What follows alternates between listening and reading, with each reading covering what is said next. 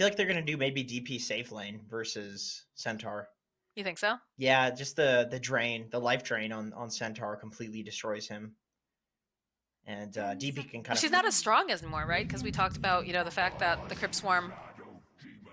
Whoa, all right. Okay, so it is a mid pug now. It looks like, Okay. unless I it's like like that a better. mid SD. That would be insane. Well, this is the time. If you're gonna pull out something a little wacky, why not go now? Sure, yeah, sure. What is there to purge here? What can you purge? Is there anything good? Not really. I mean, Oracle. It's a counter.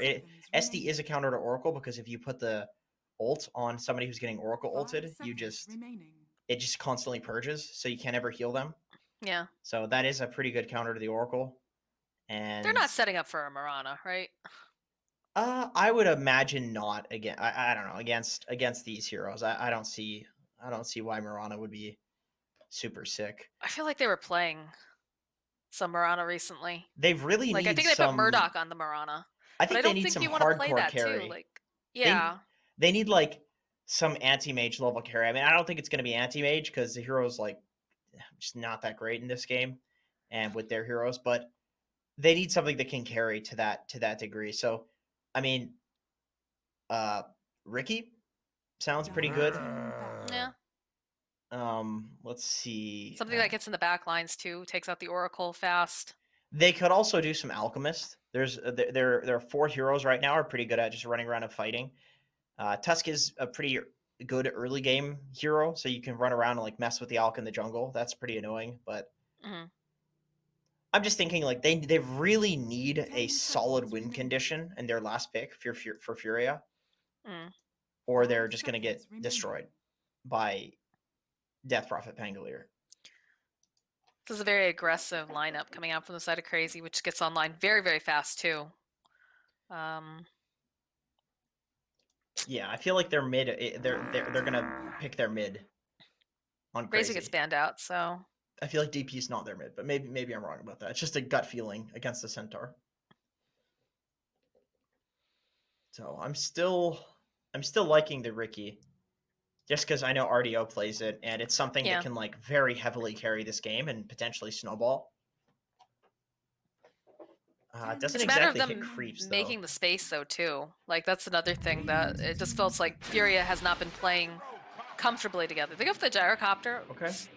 Not bad. It's still definitely, can allows carry them to take a fight. Yeah. Can carry.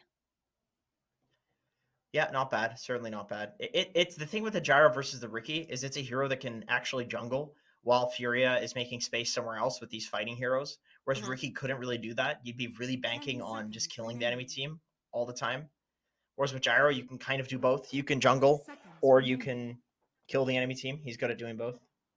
I just want to see RDO be active. Like that's a big thing. I want to see him, knowing when to take fights, knowing when to jungle.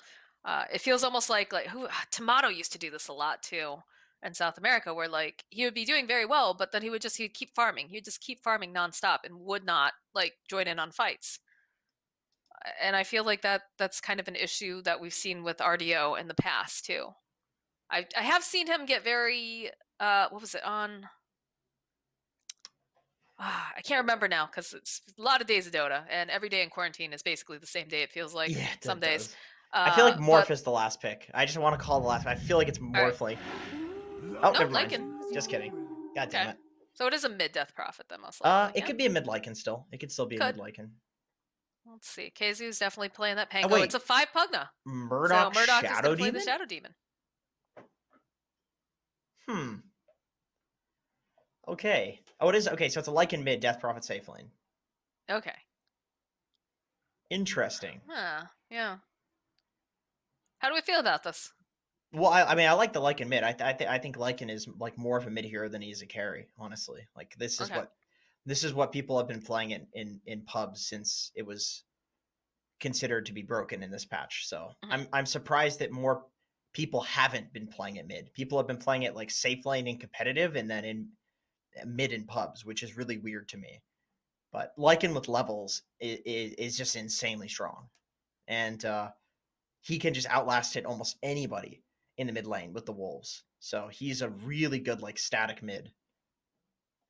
But the thing is, like, it is a bit of a rough Lycan game though against like the gyro, who can clear the units. The Centaur, Shadow Demon mid is definitely going to give Lycan some trouble, but I think Shadow Demon mid would also give Death Prophet some trouble. So it's a weird pickup. I mean, this ST makes the game really strange, which is exactly what we were hoping to see. Because I think if they play standard Dota versus Crazy, I think FURIA is going to lose. Right.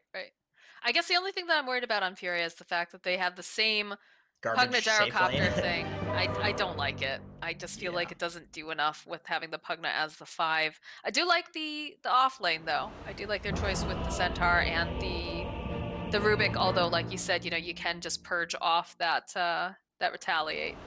But it's a little bit better. I feel like this is in some ways better, some ways, a little bit too much the same, but what do you think? I think if I'm crazy and I see that they picked Centaur after we picked Oracle, I'm like, thank God.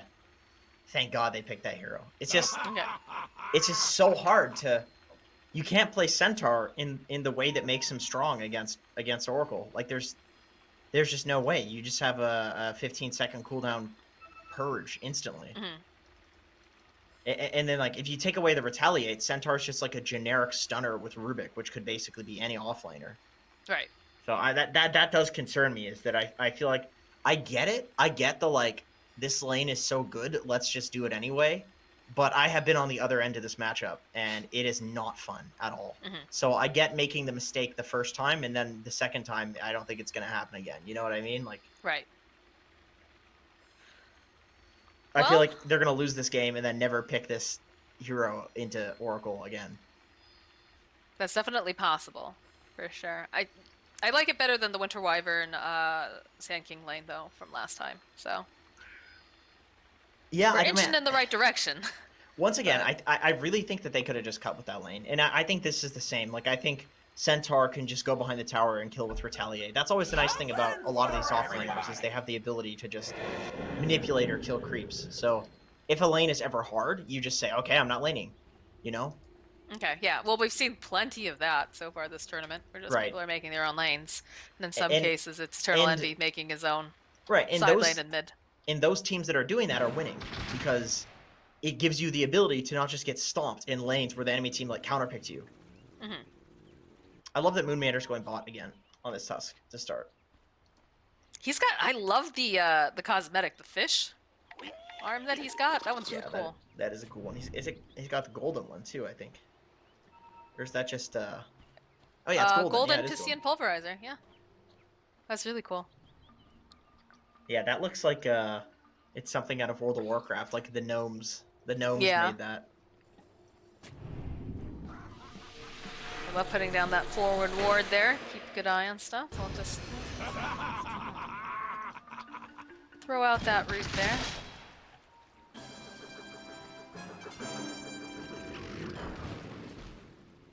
They ping the hill. Like, they want to do a wraparound maybe with Tusk. There are a lot of FURIA heroes down here, though. Yeah, there are. Owie coming forward with the Fortune's End. Gonna be able to hold Duster and Sexy Fan in position. We'll still go forward, though. And they'll be able to grab themselves 2 of those runes. Make it 3. So a better start here for FURIA, I think. Yeah, interesting little play that they did, like putting 4 heroes bot, not showing them until the end, which allowed RDO to play really aggressively up top, making it look like there were people behind him. That's just a really creative little play from them. So I guess the next question is, does Duster TP top, or are they going to go full aggro?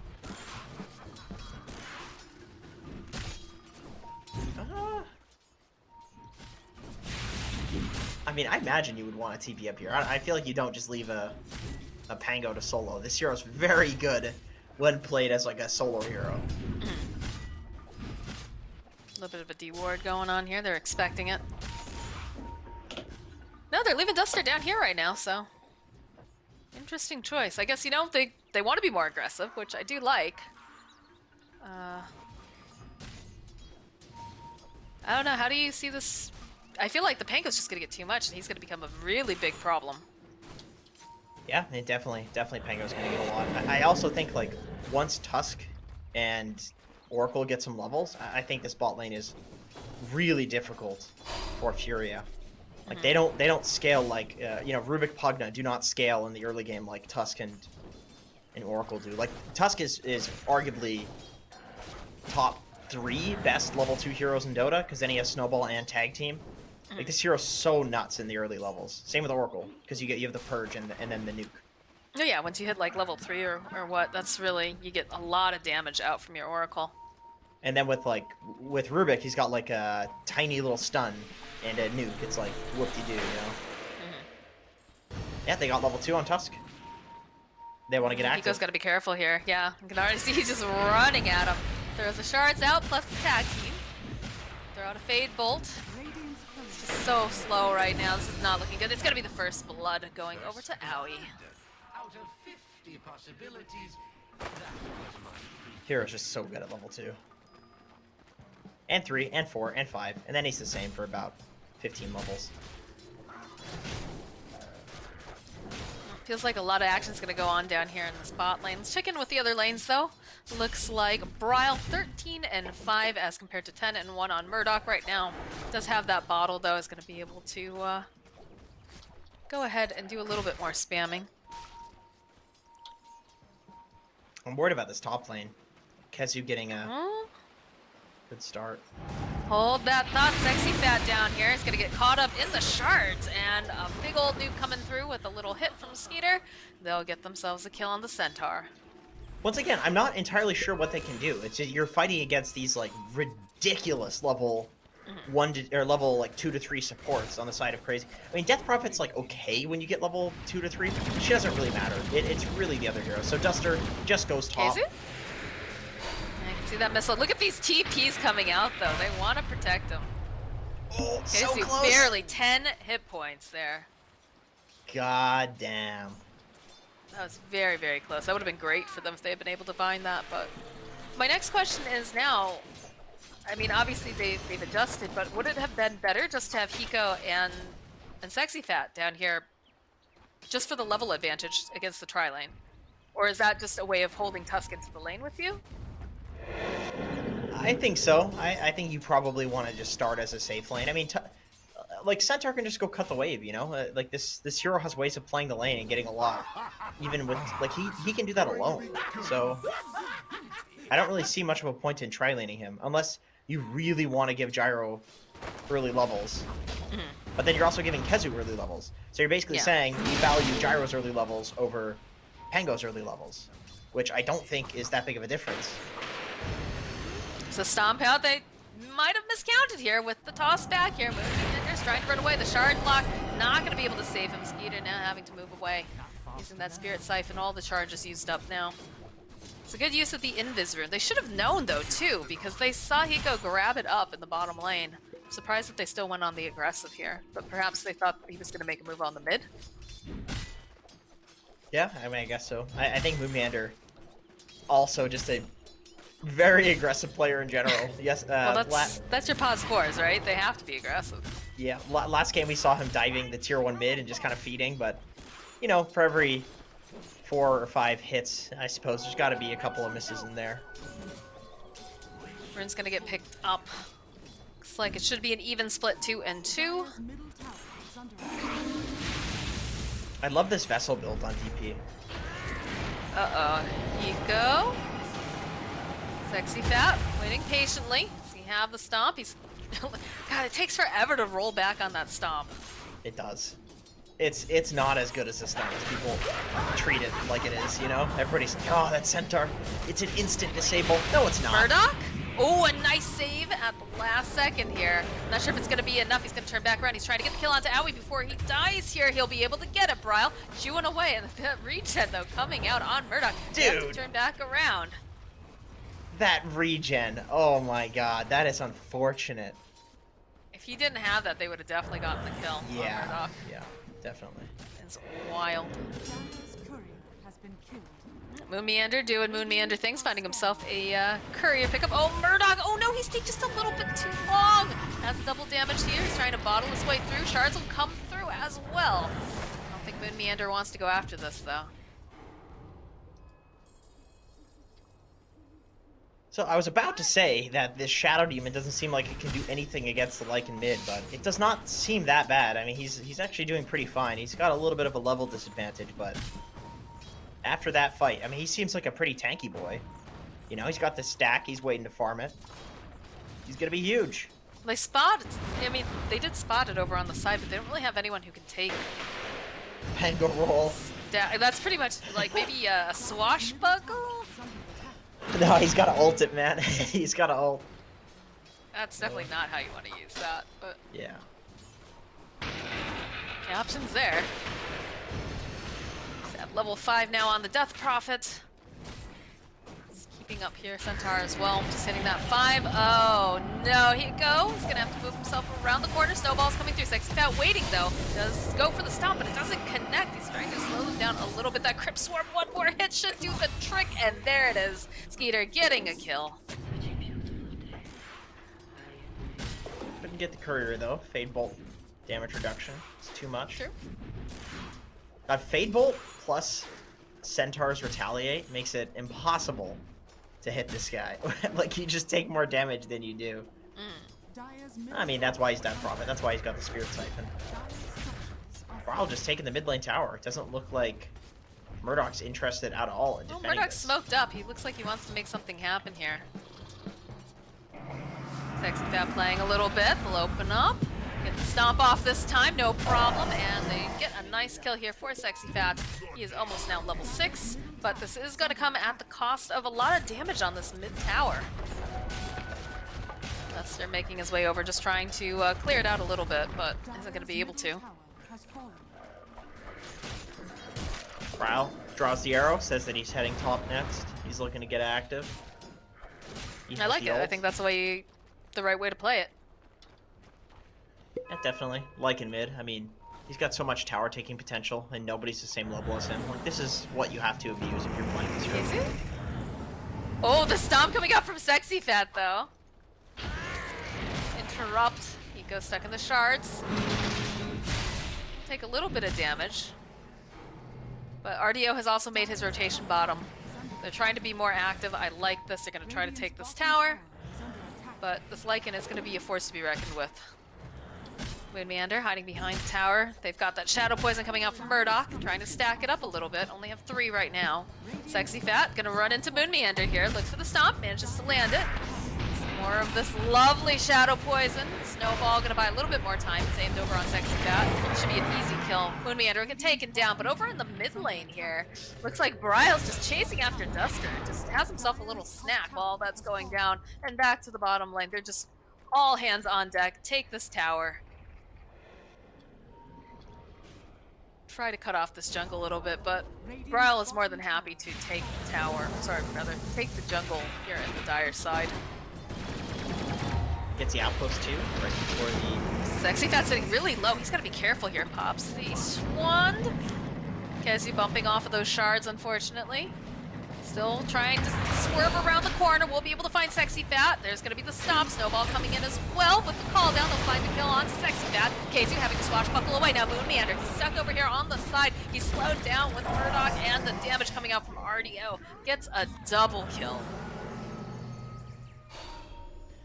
I'm going to guess there were some ping issues there. Like, Kezu's role was pretty questionable, but I would definitely assume that's not in his it's like out of character to have the Pango roll be off like that. Because definitely Sexy Fat was mega out of position there. Yeah. And should have died instantly. Such is the life, being a European player playing on a NA team. This is life in 2020, you know? Yeah. He knows how the Brazilians feel now. Yeah. I still think his ping's probably better than the Brazilian. Oh, probably. This is... Europe ping to US East is pretty good. Yeah, it's solid. I was playing with Shane just yesterday. He was... Nice, how's Shane doing? He was... I love that guy. He was feeding my pubs and refusing to get the sprint ability on Darkseer. He said the sprint ability is bad. And then Scriff was in the game, and they were doing Techie's Darkseer lane. Shane was flaming him for not running up with the Iron Shell on as Techies. Oh boy. It was a disaster. That sounds ridiculous. But I would also expect nothing less. Yeah. All right. So we've got the bottom tower taken. They've taken the top tower over here on the side of the Radiant. Still fairly even, although this is a very nice kill here as they take over the triangle. Meander, Kaizo, and Bryle. What's the play? So you're FURIA, right? You've already had like how many losses? 9, I think, in this tournament. What do you do to gain control of this? I mean, this isn't going that bad for them. They have a Bryle problem, but their 2 side lane cores are doing pretty well. So, I mean, they picked But right now it still feels like a coin flip, right? Like anyone could take it at this time. Yeah, it does. I mean, I think it'll probably be crazy. I mean, I think it'll change, yes. More than likely. I think they'll definitely, you know, take some advantage in some random team fight, take a lead, and then keep the advantage more than likely because I think they're the stronger team. But if FURIA can keep it together, well then, you know, we got some Dota to watch. We have some real Dota. Finally, an even game. I mean, that's the hope, right? Stomps are not the best to cast. It'd be pretty boring for the viewers, boring for the caster. So, I do like it when we get a bit of a racer. You know, have a big turnaround. Seen that in the ESL groups. Yeah, I mean, stops are great if you're betting, though. Easy money. Yes, that is true. As long as you bet on the right team. Yeah. Because if you're a Cloud9, if you've been betting on Cloud9, things have been very back and forth. Yeah. A lot of people made a fortune off of that team. They actually probably did. You're crazy enough to believe in Cloud9. Last couple days have been very good for you. Kind of quiet now. Everybody's chilling. Surprisingly. Eco is got the swashbuckle. Gonna be able to run away here. Might be able to get a pick off here on Moon Meander though. He's kind of been in this jungle for quite a while. Alright, they'll go, they'll use the Stampede. Nice shards coming through from Moon Meander. Be able to funnel them away. Skeeter is nearby with the Death Prophet. Well, he's gonna make it out. That is Stampede down. Yeah, something to make him play around, but I mean, it still just looks like Crazy is content with farming. And I mean, this is what happened in the previous games, except the lanes went a lot better for Crazy, so they took more of the map, and so they were farming more. But now that the lanes are relatively even, we have an even game that's just a farm fest instead of a game where Crazy is destroying it. It's a farm fest. So it's basically just up to whichever team makes the first successful move / smoke rotation on who's going to take the lead. Have we seen an exorcism yet? He exorcismed to take the top tower. He was alone. Okay. But he just kind of... not in an actual, like, fight or anything? No, not an actual fight. Okay. Ooh, what's going on over here? Looks like Sexy Fat might have gotten caught out. He's gonna just get rolled around here by KZ and Moon Meander. They'll get themselves an easy kickoff on the centaur over here. Not sure what he was doing up there. Moon just keeps showing up. Digs up a kobold. Well, RDO is going to be able to get the gold off of that at least, but shards come out. Very nicely done. Duster just chasing after him, but they need to be careful. KZ is also making his way over. Looks like they're just trying to secure runes, outposts, all that. I'm impressed by Moon's ability to simultaneously put himself in really dangerous positions and survive. Like, he's making so much space by doing this. It's so annoying, but every time it looks like, oh, he's dead. He's surely dead. There's like a Pugna and an Ultra Farm Gyro on top of him. Oh, no, he sharded himself down a cliff. Yeah, he's making it look easy, that's for sure. He's just sharding himself all the time. Gotta watch out for those shards. Get that checked out. Murdoch here. They do have someone waiting nearby. Looks like they use a Stampede. I'm not sure what's going on. Looks like there's something going on top, too. Okay, looks like managed to get the kill on Owie. How? Crystal, I'm guessing? Yeah, looks like it. I mean, still 2k gold lead for Crazy, despite things being kind of stagnant, you know? It's just this tower advantage. You have 2 towers, 2 tier 1 towers left alive for Crazy, and 0 for FURIA. So, you know, that's just more map that's safe for you to farm. Dota's honestly pretty simple when you boil it down to its basics. You have more towers, you will get more gold eventually, unless you are massively screwing up. Eco. Do have a sentry over here, but they'll open up with the shards, Walrus Punch, and Brile with all the summons will get the kill. So, very fast smoke coming out from the side of Crazy. They still have Skeeter smoked up over here on the side, and they're gonna run into Duster. Spirit Vessel tossed out, just gets the D ward. You know, small victories, but it doesn't matter. He is just erased. Yeah, that Purifying Flames. And Sexy Fat has to TP. Look at the damage! Oh my god! Look at the damage coming out from Brile. Like, yeah, you know, KZ came in, he tried to get that last little snipe here, but oh my gosh. That feels bad. When your tankiest boy just gets chomped to death by, you know, pretty much a solo hero. You can't even TP out. Oh. Yeah, Bra's looking real spooky right now. It's top of the net worth, 9.6k. He's got himself an Aegis. This guy, how do you kill him? He's fat. He's been eating a lot in the quarantine. I can relate. I think a lot of people can relate, to be quite honest with you. Stress eating. You gotta cut it off after a certain time, man. You gotta be like, alright, it's 8 o'clock, no more snacks. Although you have a weird time schedule, so. 8 o'clock, time for breakfast. Oh, an RDO, they found Brile. They're gonna see if they can take down this Aegis. It looks like they're gonna be successful. That'll be the Aegis taken out, but look at these TPs coming out en masse. Now RDO trying to run away. They'll avoid those shards. Already you can see some of them TPing out. They're gonna be able to root him in place. KZU rolling around. They can see Hiko and Duster. They'll be able to take down RDO. Hiko trying to run away. He should be able to TP out. No problem. Will Duster be able to make it? No, he won't. Skeeter coming in with that Crypt Swarm. So they lose the Aegis. And a double damage rune over here to boot. Brile's a happy boy. Oh yeah, 236 plus damage. And he's got his ultimate up now too. So for that fight he had no ulti, which is probably a big reason why FURIA went for him. They're like, okay, if he dies and respawns, we can kill him if his team doesn't immediately respond to this. I mean, they did, so good on them.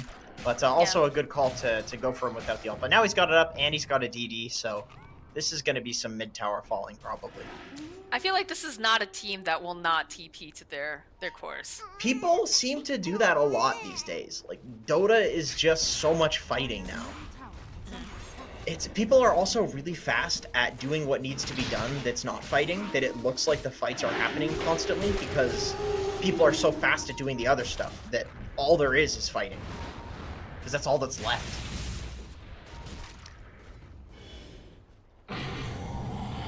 Alright, there's the ultimate. Form. Don't have that double damage any longer. All these summons just running at them. Yeah, FURIA's just kind of stuck inside their base. The fortification will come out. But they're just gonna go right back in again. Alright, we got a smoke play coming out from FURIA. They drop the ward over here, they drop a sentry. Gonna try to go around the side. They throw the shards up. They must have an idea. Well, they got the summons. Able to take down the summons. It's a lot of gold. Take down the Necro Book, some of it. Well, it's better than nothing, that's for sure. Yeah, that's a lot of gold. That was like 1,000 gold almost.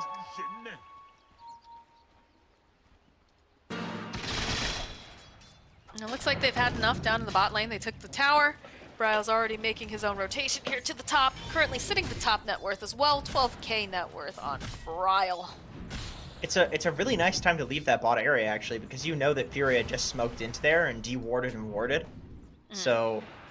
it's not safe anymore. Yeah, I mean, unless you go and ward and de-ward, but you'll probably need to start with a kill if you want to do that. Would it be worth it to get another smoke at this point, now that you know that Brile is TP'd out? Uh-oh, RDO. No, and as I say that, RDO is a little bit too far away from the rest of his team. There is the Exorcism that gets used by the Death Prophet to help take him down. I think you gotta back off now if you're FURIA. He was just way out. Way too far out, yeah. Now we have the classic zoom across the map and make sure the enemy team has to go into their base. Yeah, it's gonna be the Stampede getting used by Sexy Fat to run away. Look how fast Bryle is. He's keeping pace for the most part as Skeeter finds himself a kill on Duster. Nice stomp coming out from Sexy Fat. We'll slow down Bryle. This tier 2's going down.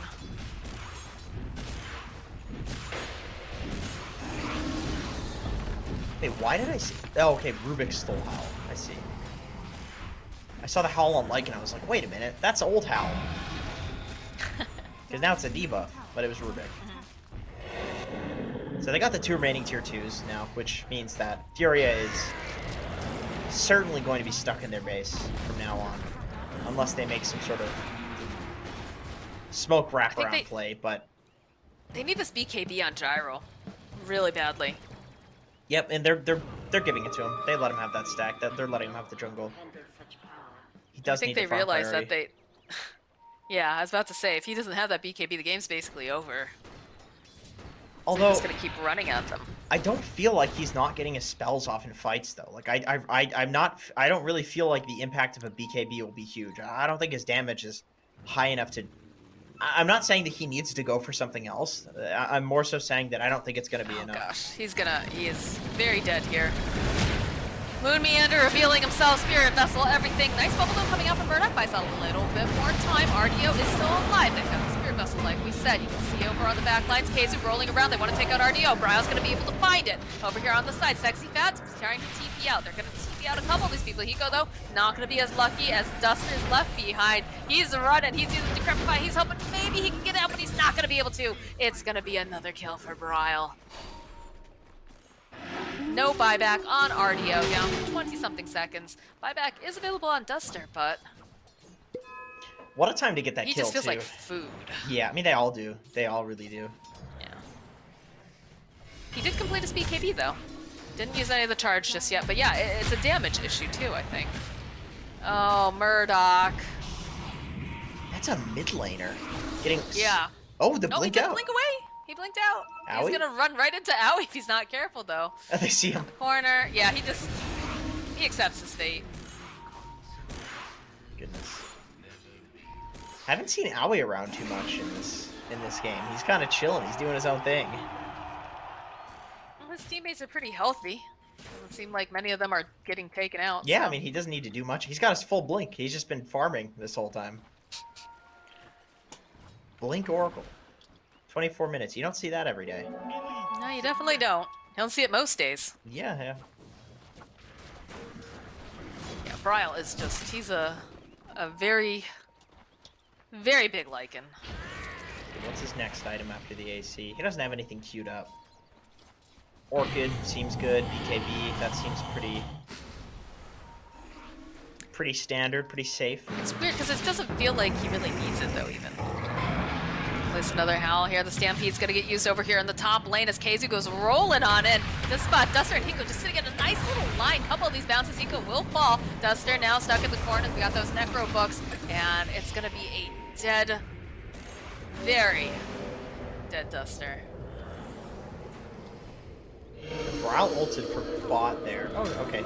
So they're hard committing to this then. Yeah. Although I was TPing out. Okay, he cancels because yeah. Okay, I was gonna say that's a interesting TP. Buyback coming out from Duster now. Bryle has no ult. They do need to be a little careful here. They don't have Sexy Fat though. Sexy Fat is just okay. All right, he's coming back now. Jump forward, stomp. Lands over Skeeter. They have the Oracle ultimate though. Very healthy and alive, although you can see Duster trying to drain over here. They've got plenty of healing, though, to be able to support Skeeter. Well, Snowball going back, and they see Duster. Owie blinking forward here. RDO popping his BKB. By a little bit more time, throwing out that bubble, protecting Skeeter. He's surviving, but he's just they just wait until that BKB is just over. KZU bouncing right back in again. It's a nice stop coming up from Sexy Fat as he lands it on 4 heroes, but where's the damage? Where's the follow-up? They don't have it. As in the back lines, Duster's gonna get taken out. They had a nice steal coming out here from the Rubik to be able to keep Sexy Fat alive, but they don't have any excess healing to keep him alive. Once that's over, he gets taken down. That's another pop over here. GG gets called. Crazy. Looking crazy good. Yeah, they look really good.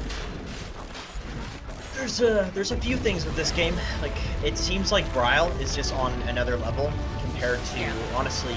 I mean, even a lot of the other players on like crazy. It seems like Bryle is has just hit an apex. Like he is very farmed in every game and showing up to fights and like he's completely controlling the game. Like Bryle, absolute MVP of the series for sure. And on top of that, then you have Owie, who's consistently getting very farmed, having a high impact. Skeeter is definitely like super solid, rock solid as a carry. He's doing his job. Nothing too flashy, but definitely he's solid. And Moonmeander is so annoying, making so much space. And now that I've mentioned four of them, I have to say something positive about Kezu. So, what roles he had in that game? That was amazing. Good job, Kezu. But yeah, I mean, Hey, when it counts, yeah. I mean, it's an important part of their team fight. but really, what stands out to me is just that it looks like Bryle is just way better than everybody in the game. Like he's just completely. It seems like every game is a free game. He just He looked fantastic. Yeah, on the Storm Spirit, he was living his best life. Brought, under this Lycan, he literally just got to go wherever he wanted, farm wherever he wanted. It wasn't an issue. he made He didn't like die a no single mistakes. time. Yeah, he made Yeah, like borderline no mistakes in the entire series, and everybody else had like a couple, a few. yeah. And Bryle is just like on another level, truly. He looked fantastic. Also, I want to shout out Moon Meander. We talked about this briefly during the match, but this guy, master of making space. I can't tell you how many times I watched him TP to that outpost, knowing that there are like two heroes there too, and just constantly poking at them, using the shards to keep them from following him, bottlenecking them as well. I think there was one fight with the Centaur, and I think it was Duster too, and they just could not get past the shards the way that he had them lined up, and he just managed to walk away. Yeah, It's he was being pretty cool really stuff. annoying for sure. He was being super annoying. These If you're supports definitely win the lanes for their cores. I mean, other than Bryle, of course. Bryle just like single handedly wins Bro his wins his lanes, own lane. but these supports on crazy make the side lanes look really good. I will 100% agree with that. A little bit better this time out of FURIA. I don't like the Duster 5. I don't like the Pugna. I couldn't think of the name. Good lord. I'm like looking at him. I'm staring at him. I'm not crazy about that. Green I think boy that there are better. There are definitely better choices that he with could have paired up with RDO because that lane was very problematic. yeah. Um, I will say, the lanes were a little bit better this time. I don't know what they were thinking with the Murdoch Shadow Demon. I'm not sure exactly what the idea was. Surprisingly, that Um, didn't look that bad compared to no, it didn't. But it didn't do enough damage. That was like the huge problem, right? They did not have enough damage for a lot of these fights, even though RDO could stand toe to toe yeah. with a BKB. I mean, it's easy to say this for a lot of these cheese picks. I totally understand that, but there's a reason that certain heroes aren't getting picked.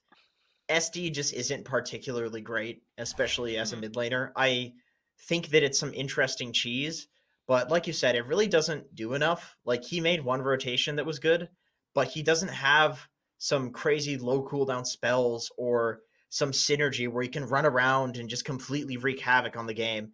He just seemed like a support shadow demon in the mid lane. That's all He that seemed did. like. He had some really good saves. I will admit that. Like there were a couple Right, times with the but disruption that he really, gave RDO a little bit more time or once again whatnot. though, But like it just support shadow damage. demon, right? It's like Yeah, it's a support. do It you is essentially really support. when you have a Lycan that is just tearing absolutely through your buildings and all of your heroes and 1v5ing and solo killing people and not dying and having an assault cuirass, just wreaking havoc. And then the other team is like, don't worry, I'll save you for 2.5 seconds. Like, really? Yeah. Really? So I like once again, like I said, it's easy to say this for cheese picks. Really easy to say it. I appreciate the fact that they tried something different, but there's a reason it's called a cheese pick. Like this stuff doesn't work out a lot of the time. Hmm. Well, I do like the fact that they did try to shake it up a bit, but I think they do. They have any more matches for the? Who haven't they gone up against yet? I assume they have a couple more matches left at this point. I think they have one more, if I'm not They mistaken. have I'll one have to. more. Oof. Oh, they have two Okay, more. so Okay, Beast Coast yeah, and Business Associates. so they'll have a chance to try to bounce back here, but definitely doesn't feel great if you're a Furia fan. But if you're a Crazy fan, you're really really happy with seeing how this is all coming together, especially when you consider the fact that you do have like KZ playing from Europe right now too. So Yeah, that's not easy. Not easy indeed, especially, with some of these picks. But we are going to shift gears now. We're going to be heading over to our last series of the day, which is C9 versus Beast Coast. So get ready, guys. When we come back, we're going to see what Eternal Envy is going to bring to the table today.